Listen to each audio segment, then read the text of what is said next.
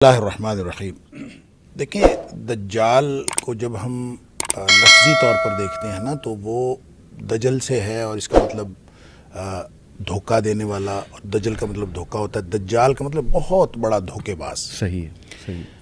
لہذا جب اس اعتبار سے دیکھتے ہیں تو دنیا میں جب دھوکہ آ جاتا ہے، اور خاص طور پہ اس وقت جب قرب قیامت ہم دھوکہ دیکھ رہے ہیں، اور ہر جگہ پہ دھوکہ دہی، اور جیسے نبی کریم صلی اللہ علیہ وسلم کی ایک اور حدیث بھی ہے کہ آپ نے فرمایا کہ ان من اقتراب الساعہ، صحیح، قرب قیامت کی نشانیوں میں سے ایک نشانی یہ ہوگی کہ اس وقت جو ہے نا سنون خداع، صحیح، کہ جو تمہارے اوپر ایسے سال آ جائیں گے جو دھوکے کے سال ہوں گے۔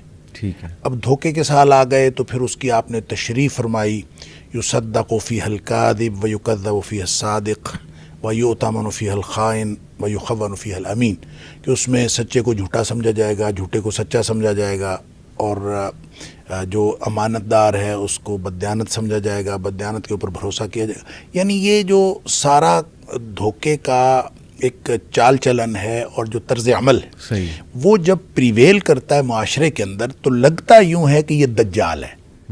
یعنی ہم یا عوام الناس جو ہیں وہ یہ سمجھنے میں اس حد تک حق بجانب ہوتے ہیں کہ جب ہر طرف ہی دھوکہ ہے صحیح، اور کوئی شخص ہمیں سچا ملتا ہی نہیں ہے، لوگ جو ہیں وہ دھوکے باز، ہر شخص دھوکہ دے رہا ہے، ہر شخص بے ایمانی کر رہا ہے، تو دجال بھی تو بے ایمانی ہی کرے گا، تو شاید یہ پوری تہذیب جو ہے اس کا نام دجال ہے، تو لوگ بھی اس معاشرے کو دجال کہہ دیتے ہیں۔ پھر یہ ہے کہ سب سے زیادہ جو میڈیا ہے اس کے اندر چونکہ یہ دھوکہ دینے کی صلاحیت سب سے زیادہ ہے، جی جی جی، لہٰذا لوگ بعض اوقات میڈیا کو دجال کہہ دیتے ہیں۔ پھر نبی کریم صلی اللہ علیہ وسلم نے چونکہ فرمایا کہ اس کی ایک آنکھ ہوگی تو اس کو کیمرے کے ساتھ تشبیہ دے دیتے ہیں، کیمرے کی آنکھ ایک ہے، موبائل فون کے ساتھ تشبیہ دے دیتے ہیں کہ یہ جناب یہ دجال ہے۔ علی ھذا القیاس، یعنی اس طرح سے لوگوں کو اپنے جو ویوز اپلائی کرنے میں اور احادیث سے جو مطلب اخذ ہوتا ہے اس کو اپلائی کرنے میں لوگوں کے اپنے تجربات شامل ہیں، صحیح، اور لوگ اپنے تجربے کی وجہ سے یہ چیزیں جو ہیں اس کے ساتھ اٹیچ کر دیتے ہیں، وگرنہ آپ نے جو بات کہی نبی پاک صلی اللہ علیہ وسلم کی احادیث سے بالکل واضح ہے کہ وہ شخص ہوگا، وہ ایک آدمی ہوگا، صحیح، اس کا باقاعدہ ماں باپ کے گھر پیدا ہوا ہوگا، اور اس کی ایک شخصیت ہے، صحیح، اور اس شخصیت کے ہونے کا ایک جو ثبوت ہے، دیکھیں یہ نو ڈاؤٹ کہ نبی پاک صلی اللہ علیہ وسلم بہت ڈراتے تھے اس فتنے سے، بلکہ آپ نے فرمایا کہ آدم علیہ السلام کی تخلیق سے لے کر قیامت کے وقوع پذیر ہونے تک صحیح، سب سے بڑا فتنہ۔ بالکل ٹھیک، اب دیکھیں وہ سب سے بڑا فتنہ اسی وجہ سے ہے کہ وہ لوگوں کو دھوکہ دے گا، بالکل، اور جب لوگوں کو ڈیسیو کیا جاتا ہے تو اب آپ سامنے عقل مند ہو، سامنے جتنا مرضی صاحب فہم و فراست ہو، جب اس کو آپ دھوکہ دے دیتے ہیں تو وہ شخص دھوکے میں آ جاتا ہے، اور دھوکے میں آنے کے امکانات موجود ہوتے ہیں۔ بالکل، اسی لیے نبی کریم صلی اللہ علیہ وسلم کی بے شمار حدیث کے بارے میں اس کے بارے میں ہیں کہ جب آپ کو پتہ چلے کہ دجال کا ظہور ہو گیا تو آپ نے اس کی طرف نہیں جانا بلکہ اس کے دور جانا ہے، کیونکہ ایک شخص کہے گا کہ میں تو اتنا صاحب ایمان ہوں، میں اس کے ساتھ جا کے بات کروں گا، مجھے میں تو جناب، اور وہ جائے گا، جا کے اس فتنے کا شکار ہو جائے گا، کیونکہ دھوکہ ہے نا۔ صحیح ہے، لہذا دجال کا جو لفظ ہے یہ ہمیں اپنے تجربے کے ساتھ جب ہم اس کو اٹیچ کرتے ہیں تو ہمیں ہر دھوکے باز چیز جو ہے وہ دجال لگتی ہے۔ اس لیے آپ کو سوشل میڈیا کے اوپر بھی اور مختلف لوگوں کے درمیان مختلف قسم کی انٹرپریٹیشنز ملتی ہیں۔ صحیح ہے، نبی کریم صلی اللہ علیہ وسلم کے دور میں ایک شخص تھا، صحیح، ایک لڑکا تھا، بلکہ یہودیوں کے ہاں وہ اس کا نام تو صاف یا صافی تھا، صحیح، لیکن اس کو ابن سیاد کے نام سے وہ مشہور تھا۔ بالکل، بالکل، تو اب اس کے بارے میں صحابہ کرام نے باقاعدہ نبی کریم صلی اللہ علیہ وسلم سے یہ عرض کیا کہ اس کے اندر ہم کچھ چیزیں ایسی دیکھتے ہیں جو عام نہیں ہیں، عام لوگوں میں نہیں ہوتی، صحیح، لہٰذا ہمارے خیال میں وہ دجال ہے۔ بالکل ٹھیک، تو نبی کریم صلی اللہ علیہ وسلم تشریف لے گئے، آپ نے اس کے ساتھ گفتگو کی۔ اس کا مطلب یہ ہے کہ نبی پاک صلی اللہ علیہ وسلم کا اس کو کنسیڈر کرنا، وہ دجال تھا کہ نہیں تھا، اس کے بارے میں آگے بہت ساری احادیث ہیں، وہ دجال تھا کہ نہیں تھا یہ ایک الگ بات ہے، ٹھیک ہے، لیکن نبی کریم صلی اللہ علیہ وسلم نے اس کو کنسیڈر کیا، آپ نے اس کے ساتھ گفتگو کی، حتیٰ کہ وہ کوئی کہانت وغیرہ کرتا تھا، یعنی تھا تو یہودیوں کی اولاد، لیکن وہ کوئی کسی سے کہانت سیکھی تھی یا اس کے پاس کوئی ایسی چیز تھی. کہانت کہتے ہیں کسی چیز کا حساب لگا لینا. بالکل صحیح. اور وہ حساب لگا لیتا تھا. اس کو کوئی قدرتی صلاحیت تھی یا جو بھی کچھ تھا, تو وہ ایک ایسی بات کرتا تھا جس سے لوگوں کو شک ہوتا تھا کہ یہ کوئی مافوق الفطرت قسم کی چیز. صحیح. اس لیے صحابہ کرام نے نبی پاک صلی اللہ علیہ وسلم سے فرمایا. آپ نے جا کے نا امتحان لینے کے لیے آپ نے یہ فرمایا بھی کہ آپ نے فرمایا کہ تم بتاؤ کہ میں نے دل میں کیا چیز سوچی ہے. صحیح. تو وہ آگے سے کہنے لگا دخ. اچھا, نبی کریم صلی اللہ علیہ وسلم فرماتے ہیں میں نے دخان یعنی دھواں سوچا تھا, اور اس شخص نے ایسی ہی بات اس سے ملتی جلتی گیس بات کر کی. لیا اس نے. یعنی اس نے ایک بہرحال اس کا گیس جو تھا قریب تھا. تو آپ صلی اللہ علیہ وسلم نے فرمایا کہ اس سے آگے تو نہیں جا سکتا. گویا حتمی علم تو اللہ کے پاس ہوتا ہے, اور یہ تک بندی کر لیتے ہیں لوگ جو حساب کتاب لگاتے ہیں کاہن وغیرہ. تو اس نے ایسی بات کر لی. اس کے بعد وہ شخص کافی دیر زندہ رہا. وہ یعنی عمر فاروق رضی اللہ تعالیٰ کے دور میں بھی تھا, اور لوگ جو ہیں اس کے بارے میں بعض لوگوں نے تو صحابہ کرام کے بیانات آتے ہیں کہ ہم نے تو کنفرم سمجھا ہوا تھا کہ یہی دجال.